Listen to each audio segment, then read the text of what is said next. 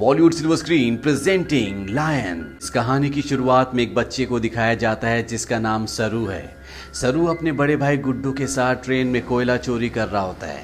दरअसल ये लोग बहुत गरीब हैं, इन्हें अपनी गुजर बसर के लिए चोरी करनी पड़ती है।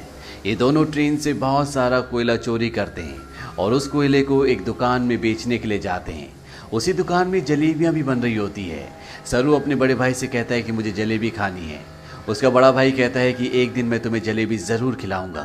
उसके पास इतने पैसे नहीं है कि वो अपने छोटे भाई को जलेबियां खिला सके। सरू कहता है कि एक दिन हम दुकान की सारी जलेबियां खरीद लेंगे। अब कोयले के बदले में थोड़ा सा दूध दिया जाता है और ये दोनों भाई खेलते हुए अपने घर वापस पहुंच जाते हैं, जहां पर सरू और गुड्डू की एक छोटी बहन भी है। ये तीनों अपनी माँ के साथ रहते हैं। सरू की माँ अपने दोनों बच्चों से पूछती कि वो दूध कहाँ से लेकर आए, लेकिन वो इस बात का कोई भी जवाब नहीं देते। उसी रात को सरू का भाई गुड्डू काम पर जा रहा होता है। सरू कहता है कि मैं भी तुम्हारे साथ काम पर चलूंगा। उसका भाई कहता है कि तुम मेरे साथ नहीं चल सकते क्योंकि काम पर बोरियां उठानी पड़ती है और इस काम के लिए तुम बहुत छोटे हो। सरू अपने सिर के ऊपर चेयर उठाकर दिखाता है, साथ ही साथ वो साइकिल भी उठाने की कोशिश करता है। सरू कहता है कि मैं कोई भी काम कर सकता हूँ। सरू की जिद करने पर उसके भाई को उसे अपने साथ ले जाना पड़ता है। ये दोनों के दोनों एक ट्रेन स्टेशन पहुँचते हैं। सरू अपने भाई गुड्डू की गोद में ही सो जाता है। उसका भाई उसे उठाने की कोशिश भी करता है पर सरू बहुत छोटा है, उसे बहुत नींद आ रही होती है। वो कहता है कि मुझे सोने दो। सरू का भाई गुड्डू उसे एक बेंच पर लिटा देता है और कहता है कि मैं कल सुबह काम कर कर वापस लौट जाऊंगा, तुम यहीं पर रहना। जाने से पहले सरू अपने भाई को कहता है कि जब तुम लौटोगे तो जलेबी लेकर आना। वो कहता है कि ठीक है। सरू कहता है 2000 जलेबियां। इसके बाद उसका भाई गुड्डू काम पर चला जाता है। कुछ ही देर बाद जब रात और भी गहरी हो जाती है, स्टेशन पूरी तरह से खाली हो जाता है। इस पूरे स्टेशन पर सिर्फ एक ही बच्चा होता है और वो होता है सरू। सरू वहीं प्लेटफॉर्म पर खड़ी एक ट्रेन में जाकर बैठ जाता है। कुछ ही देर बाद उसे नींद आ जाती है। सुबह जब उसकी नींद खुलती है तो ट्रेन चल रही होती है। सरू ये देखकर घबरा जाता है और ट्रेन में चारों तरफ भागता है। वो अपने भाई को आवाज भी देता है। साथ ही साथ वो ट्रेन के दरवाजे खोलने की भी कोशिश करता है पर दरवाजे पूरी तरह से लॉक्ड होते हैं। इसीलिए ट्रेन के कई बार रुकने के बाद भी वो ट्रेन से बाहर नहीं निकल पाता। ट्रेन की बोगी पूरी तरह से खाली है। सरू भूखा प्यासा इस ट्रेन में फंस चुका है। कुछ दिन का सफर तय करने के बाद ट्रेन कलकत्ता वेस्ट बंगाल पहुंच जाती है, यानी सरू के घर से 1600 किलोमीटर दूर। सरू मध्य प्रदेश के खांडवा डिस्ट्रिक्ट से है। वो स्टेशन पे उतरता है जहाँ पर बहुत ज़्यादा भीड़ होती है। वो टिकट काउंटर पर जाता है और कहता है कि मुझे अपने घर जाना है, पर यहाँ पर सब बंगाली में बात कर रहे होते हैं। सरू को किसी की बात समझ में नहीं आती। वो वहीं स्टेशन पर बैठे अपने जैसे कुछ बच्चों के साथ जाकर बैठ जाता है जिनके पास कोई भी घर नहीं होता। पर कुछ ही देर बाद यहाँ पर कुछ लोग आते हैं जो उन बच्चों को उठाकर अपने साथ ले जा रहे होते हैं। सरू किसी तरह से वहाँ से भाग जाता है और वो एक बार फिर से रात के अंधेरे में इस बड़े शहर में पूरी तरह से अकेला है। उसे बहुत भूख भी लगी होती है। तभी उसे देवी माता की एक मूर्ति दिखती है। वो देवी माँ को नमन करता है और देवी माँ के चरणों में जो प्रसाद होता है वो उस प्रसाद को खाता है। अगली सुबह सरू ट्रेन ट्रैक पर चल रहा होता है क्योंकि वो अपने घर जाना चाहता है। तभी यहाँ पर एक औरत आती है जिसका नाम नूर होता है। वो सरू से पूछते कि तुम्हारा घर कहाँ है। वो कहता है कि गणेश तल्ले। ये मध्य प्रदेश में इतना छोटा गांव होता है जिसके बारे में किसी को कुछ नहीं पता होता। नूर उसे अपने घर ले जाती है, उसे खाना खिलाती है, नहलाती है। वो कहती है कल सुबह एक आदमी आएगा जो तुम्हारी मदद करेगा, वो तुम्हें तुम्हारी मम्मी से मिलवा देगा। अगली सुबह यहाँ पर रामा नाम का एक आदमी आता है। वो सरू की पूरी बॉडी चेक करता है और नूर को धीरे से कहता है कि तुमने बहुत अच्छे से काम किया। उन्हें ऐसी लड़के की तलाश थी। सरू को इन दोनों पर शक हो जाता है, इसीलिए वो मौका देखकर इस घर को छोड़कर भाग जाता है। सरू अपने कई दिन हावड़ा ब्रिज के आसपास गुजारता है। उसे हमेशा अपनी मम्मी की याद आती है कि किस तरह से उसकी मम्मी पत्थर तोड़ा करती थी और वो अपनी मम्मी की मदद किया करता था। सरू अपनी मम्मी से बहुत प्यार करता है पर अब वो यहाँ से 1600 किलोमीटर दूर है जिसके बारे में सरू को कुछ भी नहीं पता। सरू को इसी तरह से यहाँ पर 2 महीने बीत जाते हैं और एक सुबह जब बारिश हो रही होती है तो वो एक कैफ़े के बाहर बैठा होता है। कैफ़े के अंदर एक लड़का कॉफ़ी पी रहा होता है और बाहर से सरू उसकी नकल उतार रहा होता है। वो लड़का बाहर आता है और सरू को कुछ खाने के लिए देता है। इसके बाद वो सरू को अपने साथ पुलिस स्टेशन ले जाता है। वो बताता है कि इस लड़के को बांग्ला बोलनी नहीं आती है, हिंदी में बात करता है। जब मैंने इससे पूछा कि कहाँ से है तो इसने बताया कि ये गणेश तल्ले से है। इस जगह के बारे में ना लड़के को ना ही पुलिस वाले को कुछ पता होता है, क्योंकि ये मध्य प्रदेश में एक बहुत छोटा सा गाँव है। लड़का सरू से उसकी मम्मी का नाम भी पूछता है। सरू कहता है कि मेरी मम्मी का नाम अम्मी है। दरअसल उसे अपनी मम्मी का नाम नहीं पता होता। पुलिस उसके पेरेंट्स को ढूंढने की बहुत कोशिश करती है, पर सरू के घर का, उसके गांव का, उसके परिवार का कुछ भी पता नहीं चलता। इसीलिए पुलिस उसे एक अनाथ आश्रम में भेज देती है। सरू 3 महीने वहां पर गुजारता है और 3 महीने के बाद सरू से एक लेडी मिलने आती है जिसका नाम मिसेस सूद होता है। वो सरू को बताती है कि पिछले 3 महीनों से हम तुम्हारी अम्मी को, तुम्हारे परिवार को ढूंढने की कोशिश कर रहे हैं, पर कुछ भी पता नहीं चला। हमने न्यूज़पेपर में इश्तेहार भी दिया, जिस न्यूज़पेपर को हर रोज 1.5 करोड़ लोग पढ़ते हैं, पर इसका भी कोई फायदा नहीं हुआ। सरू कहता है कि मेरा घर यहाँ से बहुत दूर है, मैं अपनी अम्मी के पास, गुड्डू के पास जाना चाहता हूँ। मिसेस सूद कहती है कि हमने हर जगह तलाश करने की कोशिश की, अब इंतजार का कोई फायदा नहीं है। एक ऑस्ट्रेलियन कपल है जो तुम्हें अडॉप्ट करना चाहता है, वो बहुत अच्छे लोग हैं, उनके साथ तुम बहुत खुश रहोगे, तुम्हें ऑस्ट्रेलिया जाना होगा। इसके बाद मिसेस सूद सरू को अपने साथ अपने घर ले आती है, जहाँ पर कुछ और बच्चे भी होते हैं। मिसेस सूद सबको इंग्लिश के वर्ड, टेबल मैनर से सब कुछ सिखाती हैं और अब सरू को ऑस्ट्रेलिया भेज दिया जाता है, जहां पर मिस्टर जॉन और उनकी वाइफ सू, जिन्होंने सरू को अडॉप्ट किया होता है, उसे देखकर वो बहुत खुश होते हैं। सरू को ये अपने घर ले आते हैं। छोटे से मिट्टी के घर में रहने वाला सरू जब इस घर को देखता है तो पूरी तरह से हैरान होता है। साथ ही साथ वो बहुत गुमसुम भी होता है, क्योंकि ये देश, यहाँ की हवा, मिट्टी सब सरू के लिए पूरी तरह से नए हैं। सरू की मॉम, जिसका नाम सू है, जिसने सरू को अडॉप्ट किया है, वो सरू से इंग्लिश में कहती है कि मुझे पता है कि तुम्हारा सफर इतना आसान नहीं था, तुम मुझे इस वक्त कुछ नहीं बता सकते, पर एक दिन तुम मुझे सब कुछ बताओगे। सरू धीरे धीरे इनकी भाषा, इनका रहन सहन सीखना शुरू कर देता है। बहुत जल्द वो इन सब के साथ कंफर्टेबल हो जाता है। मिस्टर जॉन और उनकी वाइफ सू सरू से अपने बेटे की तरह प्यार करती है। वो उसकी जिंदगी में किसी तरह की कोई कमी नहीं होने देते। 1 साल बाद ये एक और बच्चे को अडॉप्ट करते हैं, जो इनके साथ एडजस्ट नहीं हो पाता। वो अपने आप को नुकसान पहुंचाना शुरू कर देता है, पर मिस्टर जॉन और उनकी वाइफ इस बच्चे को कंट्रोल करने की, समझाने की कोशिश करते हैं, क्योंकि वो इसकी मदद करना चाहते हैं। उसी रात को मिसेस सू रो रही होती है।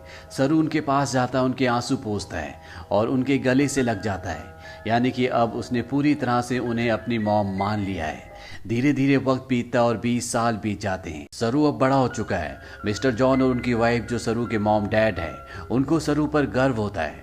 वो होटल मैनेजमेंट की पढ़ाई करने के लिए मेलबॉर्न जा रहा होता है। वो अपने उस भाई से भी मिलता है जिसे मिस्टर और मिसेस जॉन ने सरू के बाद अडॉप्ट किया था, लेकिन ये दोनों एक दूसरे को पसंद नहीं करते। सरू अब होटल मैनेजमेंट की इंट्रोडक्टरी क्लास में पहुंच जाता है, जहां पर सब अपने बारे में बताते हैं। सरू कहता है कि वो अपना होटल खोलना चाहता है, साथ ही वो ये भी बताता है कि वो इंडिया में कैलकाटा से है। इसके बाद यहाँ पर जितने भी स्टूडेंट्स होते हैं वो सब के सब हाउस पार्टी रखते हैं, जहाँ पर सरू भी जाता है। यहाँ बहुत सारे इंडियन स्टूडेंट्स भी होते हैं, इसीलिए यहाँ पर खाने में बहुत सारा इंडियन फूड होता है। और सरू जब वहाँ पर जलेबियाँ देखता है तो उसे बचपन का वो लम्हा याद आ जाता है, जब उसने अपने भाई गुड्डू से जलेबी खाने के लिए कहा था और जवाब में उसके भाई गुड्डू ने कहा था कि वो उसे जलेबी जरूर खिलाएगा। सरू ने कहा था कि एक दिन वो सारी जलेबी खरीद लेंगे। सरू को जब ये लम्हा याद आता है तो उसकी आंखों में आंसू आ जाते हैं और वो अपने दोस्तों को बताता है कि वो कैलकाटा से नहीं है, वो किसी और जगह से है। बचपन में वो खो गया था, वो एक ट्रेन में बैठ गया था और जब ट्रेन रुकी तो वो कैलकाटा पहुंच गया था। यहाँ पर एक लड़का उससे पूछता है कि वो ट्रेन में कितने दिन तक था। सरू कहता है 2-3 दिन तक। वो लड़का उसके गांव का नाम पूछता है। सरू कहता है गणेश तले, लेकिन सरू को अब ये भी नहीं पता कि वो अपने गांव का नाम अच्छे से प्रोनाउंस कर पा रहा है कि नहीं, क्योंकि उसे हिंदी बोलनी नहीं आती, वो अब सिर्फ इंग्लिश बोल सकता है। यहाँ पर एक लड़का उससे कहता है कि कैलकाटा के हावड़ा ब्रिज से, जहाँ पर तुम बचपन में पहुंचे थे, अगर वहां से हम टाइम और ट्रेन की स्पीड को कैलकुलेट करें और वापस जाएं तो हम तुम्हारे गांव के आसपास के रेडियस में पहुंच सकते हैं। यहाँ पर एक लड़की उसे गूगल अर्थ के बारे में बताती है। वो कहती है गूगल अर्थ के सहारे तुम दुनिया की किसी भी जगह को ढूंढ सकते हो, पर सरू इस बारे में और ज्यादा बात करने से मना कर देता है। इसके बाद ये पार्टी से निकल जाते हैं। सरू के साथ एक लड़की भी होती है जिसका नाम लूसी होता है। ये दोनों एक दूसरे की तरफ अट्रैक्टेड होते हैं, इसीलिए रात को ये दोनों एक दूसरे के फिजिकली बहुत क्लोज हो जाते हैं। अगली सुबह जब सरू उठता है तो उसे अपने पेरेंट्स की, अपने घर की, अपने गाँव की याद आती है। उसे एहसास होता है कि उसके खो जाने के बाद उसकी मॉम, भाई बहन उसके लिए कितना परेशान हुए होंगे। इसीलिए गूगल अर्थ एप्लीकेशन के जरिए, साथ ही साथ स्टेशन से अपने घर की जो दूरी होती है उसकी कैलकुलेशन करके हर तरह से अपने गांव गणेश तले को ढूंढने की कोशिश करता है, पर उसकी सारी कोशिश पूरी तरह से बेकार हो जाती है। धीरे धीरे वक्त बीतता और 3 साल बीत जाते हैं। लूसी का और सरू का रिश्ता अब और भी गहरा हो चुका है। ये दोनों एक दूसरे से बहुत प्यार करते हैं, पर सरू आज भी अपने परिवार के लिए परेशान है। उसे कई बार अपने भाई की छवि दिखती है। उसे एहसास होता है कि उसका भाई उसे कह रहा है कि उसे घर चले जाना चाहिए। सरू अपने परिवार की यादों में उन्हें ढूंढने में इतना खोया होता है कि धीरे धीरे वो लूसी से अलग हो जाता है। वो लूसी से कहता है कि तुम मुझसे बेहतर इंसान डिजर्व करती हो। लूसी और सरू अलग हो जाते हैं। कई महीनों के बाद लूसी को सरू जब एक दिन एस्केलेटर पर देखता है तो वो उससे बात करता है। वो लूसी से कहता है कि वो उसे बहुत मिस करता है। इसके बाद एक बार फिर से दोनों एक दूसरे के बहुत क्लोज आ जाते हैं। लूसी सरू से कहती है कि तुम्हें अपनी मॉम के पास जाना चाहिए, उन्हें तुम्हारी जरूरत है। सरू अपनी मॉम के पास जाता है जिनकी तबीयत खराब होती है। सरू को आज तक ये लगता था कि उसकी मॉम ने उसे इसलिए अडॉप्ट किया क्योंकि वो कभी माँ नहीं बन सकती, पर सू सरू को बताती है कि मैं माँ बन सकती थी, पर मैंने और तुम्हारे डैड जॉन ने डिसाइड किया था कि हम 2 बच्चों को अडॉप्ट करेंगे, क्योंकि इस दुनिया में बहुत सारे ऐसे बच्चे हैं जिन्हें माँ बाप की, परिवार की जरूरत है। वो सरू को अपने बचपन का एक एक्सपीरियंस भी बताती है। वो कहती है कि मेरे डैड बहुत ज्यादा अल्कोहल पीते थे, वो एक अच्छे इंसान नहीं थे। मैं हमेशा डरी डरी रहती थी और एक दिन जब मैं अपने घर के पीछे गई तो मैं चाहती थी कि धरती मुझे निगल ले। तभी मुझे खेत की दूसरी तरफ एक बच्चा दिखा जिसकी ब्राउन स्किन थी और अगले पल वो बच्चा मेरी साइड में खड़ा था। उस पल मुझे एहसास हो गया कि अब मेरी जिंदगी में सब कुछ ठीक होगा। फिर तुम और तुम्हारा भाई मेरी जिंदगी में आए, लेकिन अब तुम मुझसे बात नहीं करते, मुझे तुम्हारी जरूरत है। सरू को यहाँ पे एहसास होता है कि उसे अपनी मॉम का साथ देना चाहिए और साथ ही वो अपनी बायोलॉजिकल मदर को भी ढूंढना चाहता, अपने भाई को ढूंढना चाहता है।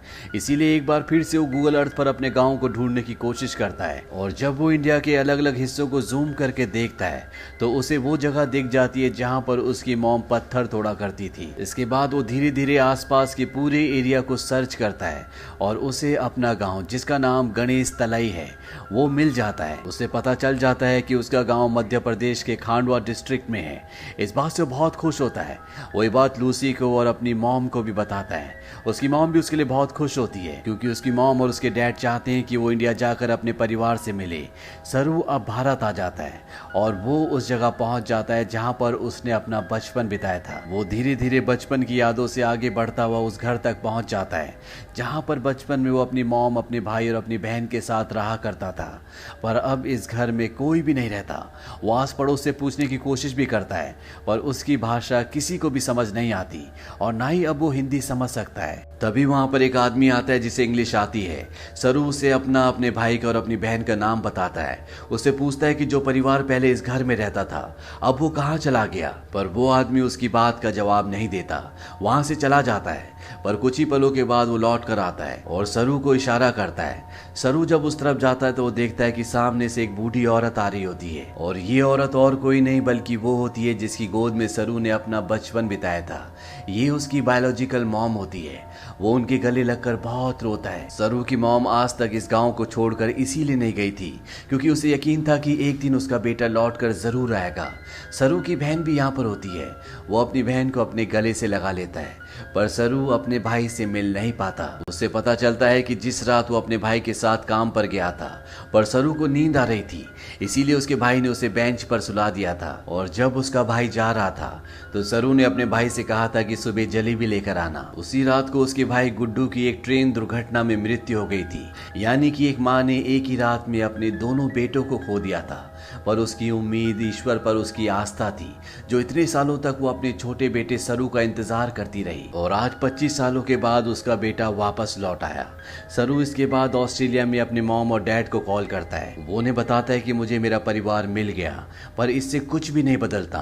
आज भी आप मेरे लिए वही हो जो पहले थे, आप मेरे मॉम डैड हो। इसके बाद सरू उन सभी जगहों पर जाता है जहां पर वो अपने भाई के साथ खेला करता था और इन जगहों पर जाकर उसे अपने बचपन की याद आ जाती है जब वो इन्हीं रास्तों पर अपने भाई के साथ चला करता था। सरू को यहाँ पर एक और बात पता चलती है कि उसका नाम सरू नहीं बल्कि शेरू है, जिसका मतलब होता है लायन।